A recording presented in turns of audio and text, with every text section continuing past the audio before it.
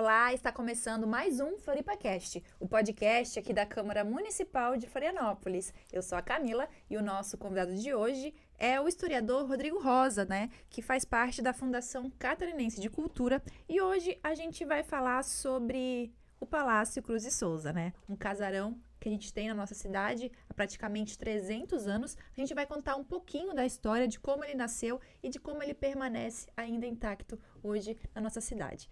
Rodrigo, muito obrigada pela sua presença. Obrigado pelo convite, Um prazer estar aqui representando a Fundação Catarinense de Cultura e falar sobre o nosso monumento, um dos monumentos mais importantes da Ilha de Santa Catarina, do estado de Santa Catarina, E o monumento administrativo, sim, aí o mais importante de Santa Catarina, O casarão, hoje Palácio do Governo, Palácio Cruz e Souza, nasceu como sede do governo, do estado do estado de Santa Catarina. Lá a gente estava conversando aqui nos bastidores, quase 300 anos de história, em meados de 1740. Você falou que ainda não tem precisamente a data que ele começou ali, mas tem aproximado. Eu queria que você me falasse desse pontapé inicial que foi dado para a construção e também para a escolha do local. Certo.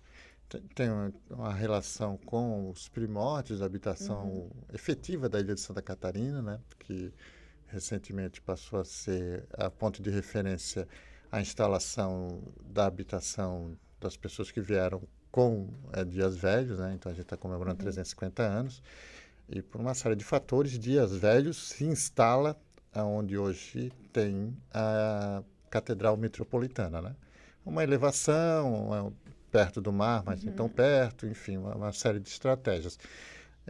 A ilha fica esvaziada, mas as pessoas também vão habitando, é muito incipiente essa ocupação, e num determinado momento a coroa portuguesa determina que um militar, um projetista também bastante renomado naquele momento, o brigadeiro Silva Paz, venha para a ilha de Santa Catarina e diz, olha, planeje alguma coisa porque os espanhóis estão de olho, Nós queremos firmar nossa presença nesse ponto, que era o ponto mais importante da região sul, no hemisfério sul, para a ocupação efetiva do Brasil, Argentina, de todo esse cone sul.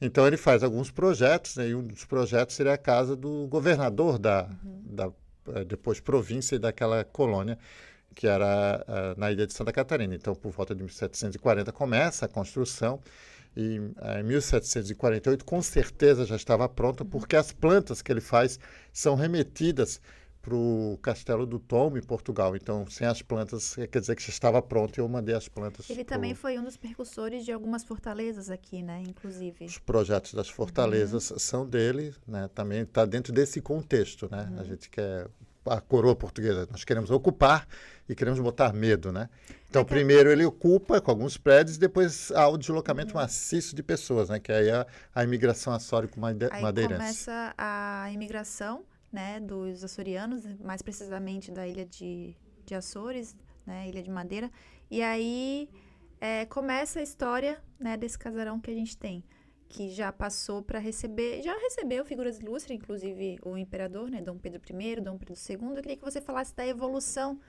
do casarão. Perfeito. Camila, então esse casarão, ele é uma referência iconográfica da Ilha de Santa Catarina.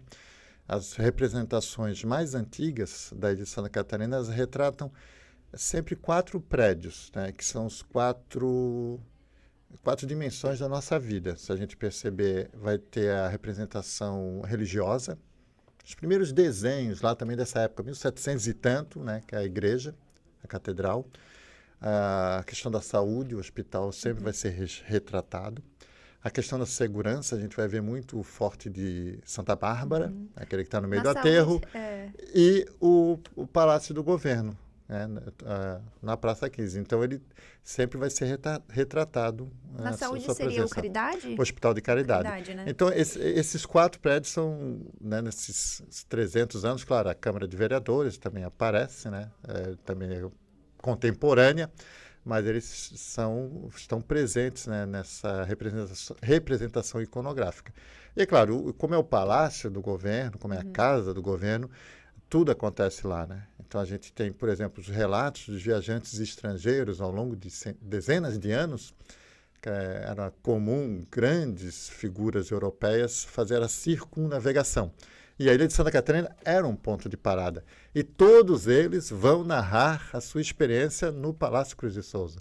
Sejam russos, italianos, holandeses, franceses, as suas paradas na Ilha de Santa Catarina e eles eram acolhidos na melhor morada. E a melhor morada era a casa do governador. A gente pode falar também, tu pode até falar um pouco melhor pra gente a respeito de como que era a estrutura da que a gente tem hoje desse centro histórico, até onde chegava o mar também, para ter também essa facilidade, né, de navegação.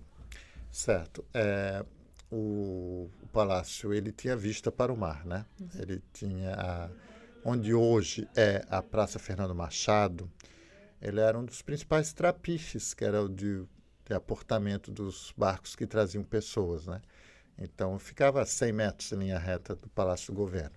Inclusive, Dom Pedro II, uma das representações iconográficas bem conhecidas aí de Santa Catarina, que é o desembarque de Dom Pedro II, o desembarque festivo, é exatamente naquele lugar. Essa representação aparece também, claro, está retratado o palácio, né, nessa representação artística, mas é nesse lugar. O mar chegava ali, então, onde hoje tem as relíquias do Miramar, para as pessoas se localizarem, né?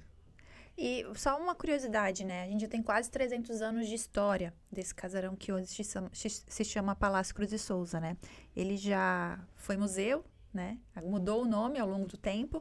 E eu queria que você me falasse um pouquinho da história dele de forma linear, né? Por todas as transformações que ele já passou até o dado momento. Então, eles inicialmente era o abrigo, né, do poder, né, do mais alto poder. Ele participa efetivamente de uma série de transformações políticas, econômicas, sociais, né, do povo catarinense. A gente tem que lembrar que o Brasil era colônia quando ele é erguido. Ele faz parte do processo imperial, quando Santa Catarina é uma província, então a capital da província, e ele está ali, né?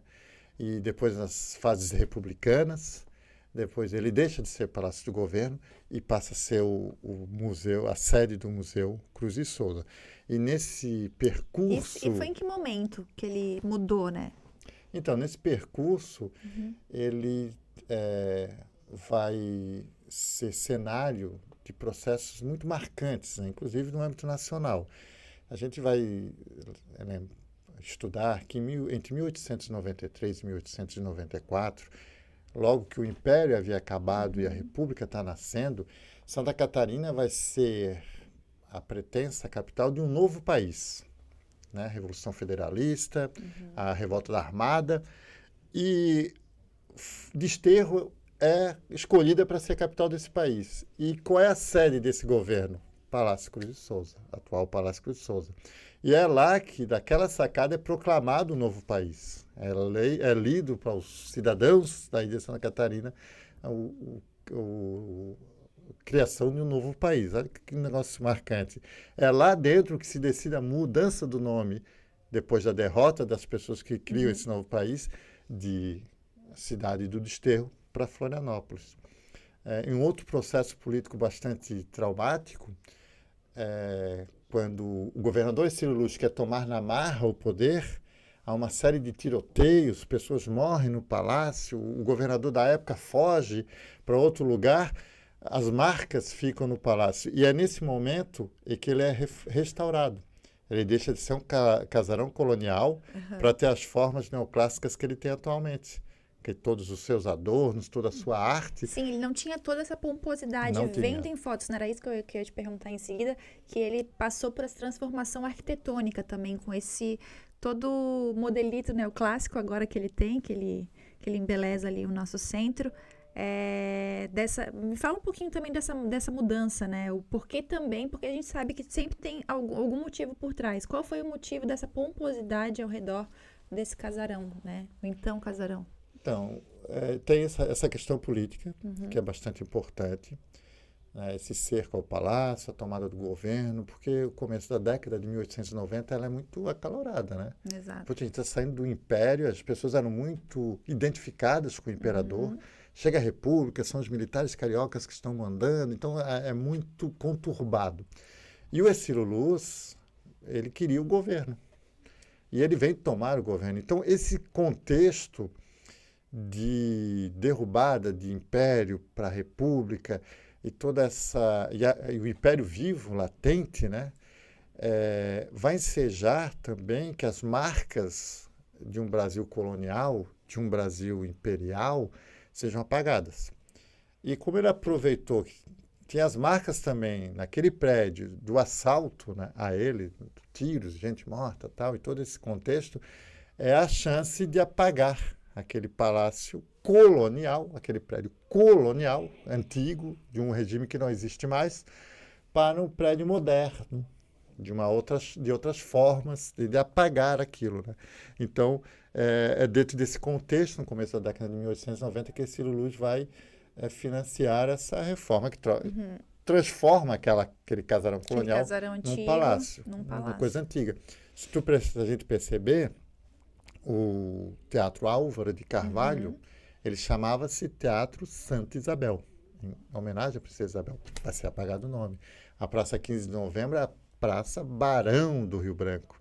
Então, vira 15 de novembro, proclamação da República. Então é uma mudança de imperialismo para a fase republicana. E aí apagar, né? Literalmente apagar, mudar nomes e mudar formas. Então, está dentro desse contexto. E hoje, né, ele é o Palácio Cruz e Souza, né? Cruz e Souza dá nome a esse monumento. E eu queria que você falasse como que funciona, na verdade é o palácio, né? Mas também é o museu. Queria que você falasse como que funciona hoje o museu. E o porquê da escolha, né, do nosso famoso Cruz e Souza. Então, Santa Catarina não tinha um museu histórico, né, estadual, nos anos 1970, então se cria esse museu, um grupo de estudos, enfim. E aí o sonho era o prédio mais importante histórico, vamos colocar o museu lá dentro. E é claro que também ele abrigava ainda, era o Palácio dos Despachos até então. O governador despachava dali. E aí o museu... Até que ano que era do despacho? Até 1979. Ah, é recente. Isso. E aí o Museu Histórico fica instalado na antiga alfândega. E aí em 1986 ele é definitivamente desocupado de qualquer outra forma de ocupação e ele é designado para abrigar o Museu Histórico de Santa Catarina. A partir de 1986, o Palácio Cruz e Souza, batizado por lei em 1979, passa a abrigar formalmente o Museu Histórico de Santa Catarina. Deixa de ser uma secretaria, deixa de ser casa do governador para ser a sede do Museu Histórico de Santa Catarina. É um museu que tem um acervo inicialmente também ligado ao republicanismo, né? Então ele tem um acervo ligado aos governadores, aos homens que ocuparam o poder, mas com o passar do tempo foi diversificando também o seu acervo. Hoje tem com peças também relacionadas às origens da formação do povo catarinense, tem uma série de exposições também relativas a outros eventos históricos, participando assim, mais ativamente da vida na cidade. Hoje é uma casa da cultura ali, né? O Museu Cruz e Souza. Ele é aberto à visitação, muitos turistas, então ele virou o foco ali, como Santa Catarina não tinha, né? Acho que esse museu imponente ainda, né? Até 1986, o que é relativamente recente na história, né? A gente acho que bota aí 40 anos. Já chegou a 40 anos? Acho que não, 38 anos. 38 anos, é relativamente uma história curta, né? E hoje o Palácio Cruz e Souza faz jus a isso, né? A esse museu que Santa Catarina tem. E quais seriam o que a gente pode encontrar hoje lá? Por ser um museu histórico, né, a gente vai encontrar sempre o acervo dele é histórico. Ele tem um acervo também, os restos mortais, por exemplo, do Cruz e Souza. Ele tem um acervo relacionado com os governadores. Ele tem acervos relacionados ao próprio prédio, né? O muito interessante do Museu Histórico de Santa Catarina é que a sede dele é um museu vivo, né? O palácio, o prédio, vale a pena visitar pelo prédio, né? Não só pelo acervo, mas pelo prédio, né? Por todo, sei lá, os seus cristais, seus espelhos de cristal francês, os seus móveis originais, as suas pinturas, a sua marcheteria feita à mão, enfim, todo o seu trabalho, todo o próprio prédio vale a pena ser visitado. Lembrar, né, que ele foi construído na época do Brasil Império, né? Então muita coisa imperialista, né, daquela época. Isso. E desse tipo de arquitetura ainda ainda permanece. Sim, mudanças. O Santa Catarina está escrita com TH na simbologia lá dentro. Então, tem um piano que pertenceu a quem escreveu o hino né, de Santa Catarina. Então, o próprio acervo do museu, as peças dele, né, as mesas dos governadores, o acervo dele já é uma visita bastante interessante. E mesmo assim, ele oferece exposições periódicas, sempre relacionadas com questões históricas. Né? Agora, por exemplo, está com uma exposição sobre a história do Carnaval. E a escolha do nome Palácio Cruz de Souza? Por que Cruz de Souza foi escolhido para dar o nome? Cruz de Souza, ele é simplesmente um dos maiores poetas, né, simbolistas do mundo. E era uma dívida que Santa Catarina tinha com ele, né? Santa Catarina, ele morreu pobre, morreu amíngua, né? Ele indiretamente sofreu com questões de racismo. Para quem não conhece, só vamos contar um pouquinho da história do Cruz de Souza, né? Não sei se todo mundo que está nos ouvindo ou nos assistindo sabe quem foi Cruz de Souza, da importância dele para o estado de Santa Catarina, né? Um escritor, um intelectual. Cruz de Souza, ele nasce filho de escravos na ilha de Santa Catarina. Ele é Marechal Guilherme, ligado à família do Marechal Guilherme. Os pais do próprio Cruz de Souza, né, são escravos forros, incentivam o filho a estudar. Ele é apoiado, enfim, desde muito jovem. Ele conhece outros jovens intelectuais, como Vigílio Várzea e Gama Rosa, que é um grande intelectual já mais velho. E passa a escrever, passa a assinar colunas em jornal aqui na ilha de Santa Catarina. E vai para o estilo literário, pouco conhecido no Brasil, bastante complexo, simbolismo. E ganha um respeito mundial. Porém, né, por uma série de fatores, por ter origem pobre, por ser negro, ele sempre tem uma dificuldade financeira muito grande. Ele se muda para o Rio de Janeiro, ele está nos principais jornais carioca, ele está nas principais rodas intelectuais do Brasil, mas sempre muito mal remunerado, né, menos do que os outros. E aí Santa Catarina não consegue perceber isso, né, enquanto ele está vivo. Né? E ele morre muito jovem, com menos de 40 anos, com uma doença muito comum, né, muito simples, tuberculose, e trabalhando como trocador em trem. Né, como se fosse cobrador de trem. Ele também começou muito novo, né, a estudar. Muito jovem, escrever também. É isso. Tem uma lenda que Fritz Miller, o grande pesquisador... E cientista, né, podemos dizer. Cientista, 200 anos também recentemente, que admirava muito um negrinho que teria sido aluno dele, esses são os termos que ele usa para a época, e que muitas pessoas dizem que esse aluno notável seria Cruz de Souza. É pouco provável, né, que fosse por causa das idades, tal, coisas desse tipo, mas as pessoas vão ligar com Cruz de Souza justamente porque Cruz de Souza, muito jovem, era notável. Era um menino notável, né, mesmo que possa ser lenda o elogio de Fritz Miller, mas Cruz de Souza realmente muito jovem era notável. 15, 16, 17 anos, ele já era um grande escritor. Então, ele, como a gente falou, na adolescência ele já fazia grandes feitos, né? E foi percebido isso nele, só que não era tão, como você falou, né? Não remunerado ou tão... Como que é aquela palavra? Quando a gente fala... Enfim, né? Reconhecido? Reconhecido.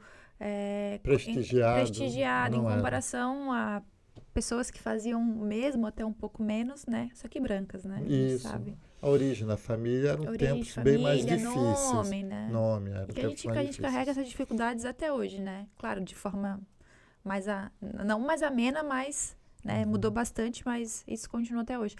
E então ele leva o nome do palácio. Isso. Que é uma dívida que você falou que era uma dívida que Santa Catarina tinha com ele. Isso. Era o mínimo que podia se fazer. Era batizar, né, algo muito importante com o nome dele, né? E aí acho que batizaram o Museu Histórico, a sede do Museu Histórico, né, o Palácio Cruz de Souza, Palácio Rosado, com o nome de Palácio Cruz de Souza, é um ato importante para reconhecimento desse grande artista, né, catarinense. Artista, escritor, ele escreveu muita... Foi jornalista, né? Ele foi jornalista, ele mesmo desenhava o Moleque, que ele escrevia, que era um jornal feito à mão, né? Os cartoons também, ele fazia Quem o próprio cartoon. desenhava. Isso, então é uma figura icônica para Isso que eu ia a falar, um história de Santa ícone para Catarina. Santa Catarina, né? Nada mais justo. E Uhum. quando que foi recebido esse nome?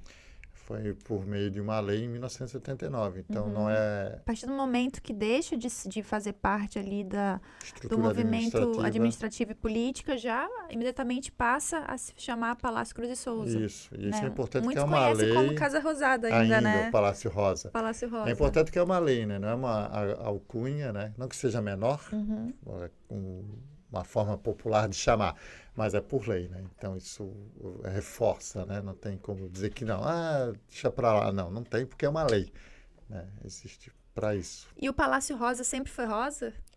Ele era branco até a reforma. A reforma de 1896 faz ele ficar rosa. E aí, na verdade, eu sempre conheci, sou nascida e criada aqui em Florianópolis, né? Então a gente se conheceu sempre como o Palácio Rosa. Acho que depois que teve também essas expressões de pintura, de pintar ali próximo ao palácio o rosto de Cruz de Souza, né? O famoso cisne. Acho que a gente começou a identificar melhor visualmente também. Porque antes era a Casa Rosada, o Palácio Rosa, né? Isso. Acho que isso trouxe também. Claro que é um pouco mais antigo, o palácio era Os pais falavam. Casa do Governador, Palácio Rosa, Casa do Governador, Palácio coisas Rosa. desse tipo. Exatamente. Né? E hoje o palácio recebe mais ou menos quantos turistas, quantas pessoas que não conhecem a história de Santa Catarina, você sabe ter uma média mais ou menos de quanto é visitado durante o ano? Há meses que supera a faixa de 30 mil pessoas. Nossa, isso já é mais ou menos ali para verão? Meses de verão, tranquilamente, e dependendo da exposição também. Tem dias que, mesmo com visitas guiadas e controladas, por exemplo, agora no mês de julho, atinge 500 pessoas, né, com visitas guiadas. Quando o museu está aberto, então só para visitação, sem visitas guiadas, quando é um maior afluxo, principalmente no verão, então chega um número de milhares de pessoas. Né? Nós fizemos uma exposição de Anita Garibaldi, que era nos Jardins, que era incalculável, assim, a visitação. Né? Como eu disse, o prédio, né, ele é sede do museu, mas o próprio prédio é um acervo museológico impressionante, né?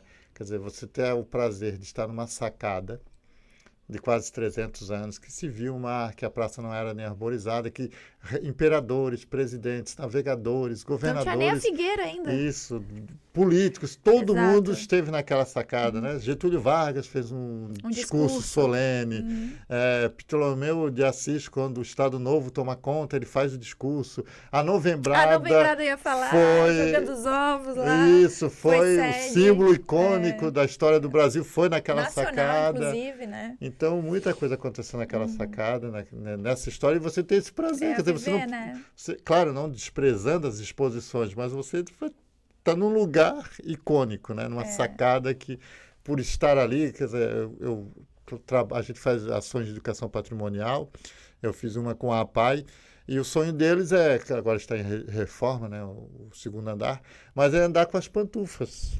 E muitos turistas querem pisar naquele solo que agora é sagrado, aquele chão sagrado, ter o prazer de andar com as pantufas, se desequilibrar para não ter o descuidado de pisar naquele chão. Né? É um chão claro, depois da reforma, mas é um chão de 140 anos, né? É um patrimônio, é um prazer estar lá dentro, né? E ver aqueles adornos e o mármore de Carrara nas paredes e enfim, viver a experiência de estar dentro do Palácio Cruz de Souza, tem que viver essa experiência. Não tem como narrá-la. Rodrigo, muito legal isso que você falou agora também, chamar as pessoas para conhecerem, né? Geralmente a gente é nascido e criado e nunca entrou no Palácio Cruz de Souza. A gente deixa mais pro turista, né? Mas é importante também a gente conhecer a história da nossa cidade, né? A gente saber que Florianópolis também tem uma rica história, né? Também foi sede de vários eventos importantes, várias ícones, né? Não ícones, mas pessoas realmente importantes da época, né? Visitaram Florianópolis e o Casarão Rosado, né? Hoje, o Palácio Cruz de Souza foi a sede desses eventos, como você estava falando, né? Acho que isso é legal também a gente bater na tecla. Que quem é manezinho, quem é da cidade, quem é de Santa Catarina, que conheça também um pouco da sua história, né? Não deixar somente para o turista, né? É fundamental, né? Nós somos uma população de 600 mil pessoas, Florianópolis hoje é uma cidade, de fato, cosmopolita, né? Mais da metade das pessoas que residem aqui não nasceram aqui. Acho que é 53%. Isso. Então, nos torna cosmopolita, de fato, e de direito. E dos que nasceram aqui, como tu disse, né? Como tu disse, né? Como tu disse, falando bem manezinho, honrando o meu nascimento, não conhece, né? Então, e respirar o prédio, interagir com ele, é muito importante. A gente, sei lá, tu vai lá para cima e dizer município de Cruzeiro do Sul, isso nem existe mais, mas está lá, cunhado. Os espelhos de cristal francês, né, com um reflexo perfeito. Né? A gente fala isso para as pessoas ficam lá fazendo selfie hoje, né? Porque sai perfeito. E toda essa emoção, né, tem que ser vivenciado pelas pessoas daqui também. É um direito das pessoas daqui e um dever. É um direito e um dever.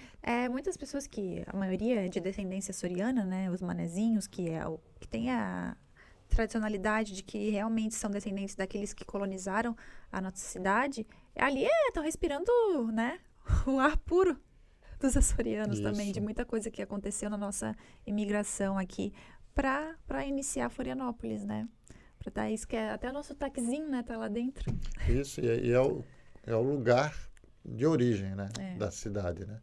É esse centrinho que é a semente desse centro urbano, dessa urbanidade, né? Claro que os povos originários já habitavam a ilha de Santa Catarina há milhares de anos. Claro, não é. Mas essa urbanidade no modelo mais europeu que nós vivemos, né? Ela nasce ali. Que também foi um marco histórico, Isso, né? é nesse lugar. Né? Então, a gente pode dizer que é o coração? É o coração da cidade. É o coração da Nós cidade, devemos dizer que é o coração, enquanto cidade, é o coração da cidade. E ele surge justamente para que nós falamos português em função de que o militar português vem construí-lo para que Portugal diga para os outros, não venha para essa ilha porque nos pertence. E mesmo depois de construído o Palácio Cruz de Sol, o Palácio Rosado, a ilha de Santa Catarina foi tomada pelos espanhóis. E tamanha a sua importância estratégica naquele mundo, naquele momento, é que nós fomos trocados por todo o Uruguai. Né? O Portugal, em contra-ataque, toma a Baía, a Cisplatina, que era o Uruguai, e fala, eu devolvo a Cisplatina, que fica de frente para Montevidéu, e você me devolve a ilha de Santa Catarina. Para ver a importância que nós temos. E ele era estratégico para isso. Né? Talvez ele não tivesse sido feito, ou não existisse essa estrutura portuguesa, nós hablássemos espanhol. Rodrigo, queria muito agradecer a sua presença aqui. Acho que é sempre importante, né, a gente relembrar, a gente reviver e a gente viver a história, né? Falar também, como a gente acabou de falar, do coração de Florianópolis, né, do Palácio Rosado, da história rica que ele tem para nos contar e de lembrar que ele está ali, né, de portas abertas e que a gente que a gente tem sim que reconhecer, né, é importante. E eu queria agradecê-lo pela sua presença, muito obrigada. E falar também que o FloripaCast está sempre de portas abertas para contar um pouquinho da história de Florianópolis. Obrigado, então agradeço novamente o convite, uma conversa muito prazerosa. E eu fico à disposição, a gente gosta de falar das coisas da ilha. Perfeito. O FloripaCast fica por aqui. Um beijo e até mais.